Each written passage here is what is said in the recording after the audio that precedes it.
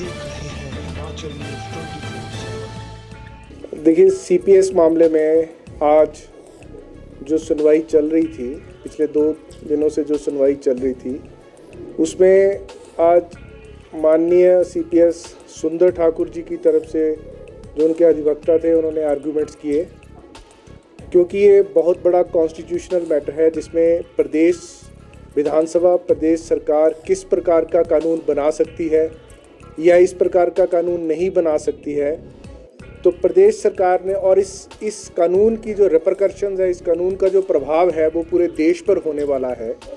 तो हिमाचल प्रदेश सरकार ने ये उचित समझा कि इस मामले में जो देश में बेस्ट कॉन्स्टिट्यूशनल एक्सपर्ट एडवोकेट्स हैं, उनकी भी सेवाएं ली जाएं। उसी के मद्देनज़र आज प्रदेश सरकार ने उच्च न्यायालय में एक याचिका दायर की थी कि इस मामले में उनको उच्च न्यायालय को बेस्ट असिस्टेंस प्रदान करने के लिए, ताकि एक बहुत अच्छी जजमेंट इस मामले में आए। माननीय सीनियर एडवोकेट्स सुप्रीम कोर्ट से उनकी सेवाएं ली गई हैं, तो इसलिए इस मामले में सरकार को 2 सप्ताह का टाइम दे दिया जाए ताकि वो लोग अवेलेबल हों और बेहतर तरीके से न्यायालय को असिस्टेंस मिल सके। न्यायालय ने आज हमारी ये याचिका स्वीकार कर ली है और हमें 8 मई को उस प्रदेश सरकार अपने आर्ग्यूमेंट्स जो है वो शुरू करेगी। तो आज तो इस मामले में इतना ही हुआ है। जी, तो यहाँ का अलग से कानून बना है क्या है उसमें और क्या? देखिए, चीफ पार्लियामेंट्री सेक्रेटरी, हालांकि मामला अभी न्यायालय में लंबित है और उस लंबित मामले के अनुसार बहुत ज़्यादा मुझे नहीं बोलना चाहिए, लेकिन मैं एक बात स्पष्ट करना चाहूँगा जो हमारे ध्यान में है, जो हमारा कानून है हिमाचल प्रदेश का, उस कानून में जो चीफ पार्लियामेंट्री सेक्रेटरीज़ हैं, उनको किसी प्रकार से फाइल पर कोई फैसला लेने का अधिकार नहीं है। वो मात्र मिनिस्टर को, कैबिनेट मिनिस्टर को असिस्ट कर सकते हैं, उन्हें सुजेस्ट कर सकते हैं, क्योंकि ये प्रावधान स्वतंत्रता से पहले से चले आ रहे हैं, स्वतंत्रता के बाद भी कंटिन्यू रहे। और आर्टिकल 164(1)(a) जब उसमें अमेंडमेंट आ रही थी, जब मिनिस्ट्रीज डाउन साइज की जा रही थी, 15% की जा रही थी, या जो हिमाचल जैसा छोटे प्रदेश है वहाँ 12 से ज़्यादा नहीं हो सकते इंक्लूडिंग चीफ मिनिस्टर, उस स्थिति में पार्लियामेंट के समक्ष ये लॉ कमीशन ने प्रेजेंट किया था कि